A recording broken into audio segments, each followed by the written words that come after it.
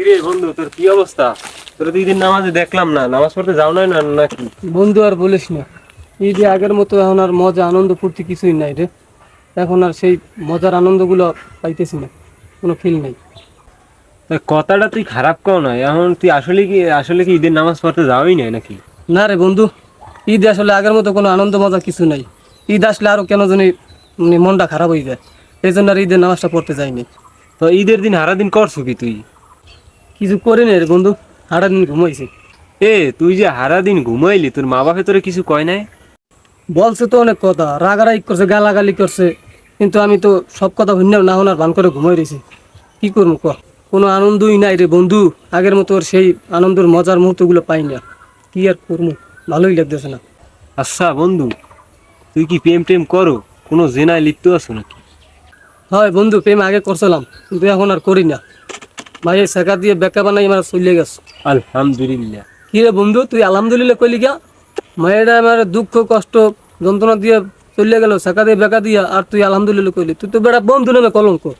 আচ্ছা, তোরা ওই যে 14ই ফেব্রুয়ারি ভালোবাসা দিবস আছে, আরো কি কি দিবস জানি আছে, এগুলো কি সবই পালন করো তোরা? হ্যাঁ, কেমন লাগে তো বোঝারে? ভালোই তো বেড়া মজা হয়, যা বেড়া ভাষা প্রকাশ করার মতো না। ও, তোমার দিদি তুমি বিভিন্ন বিধর্মিক উৎসবে যাও, যাইয়ে নাচানাচি করো, রং লাগাও, এই করো সেই করো, এই আবার ভিডিও করো, করিয়ে সোশ্যাল মিডিয়া আপলোড করো, এগুলো খুব ভালো লাগে নাকি?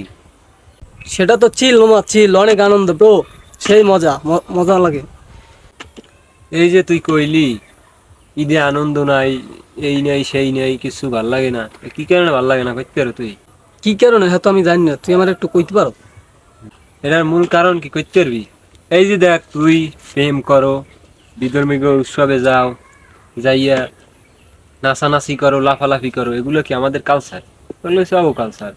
তারপরে ঈদের আগের রাত্রে কি হয়, ওখানে মদ খায়, এইটা খায়, ওইটা খায়, টান টান খাইয়ে এরা সিল করে, এটা কি আমাদের এগুলো সব হারাম। আর যখন মানুষ হালাল ছাড়িয়ে হারামে ডুবতে থাকে, তখন তাদের কাছে কোনো ভালো জিনিস ভাল লাগে না। এই যে তুই যে নামাজ পড়তে যাও না, তুই প্রেম টেম করছো, শাখা খাইছো, তখন তোদের কি ভালো জিনিস ভাল লাগে না।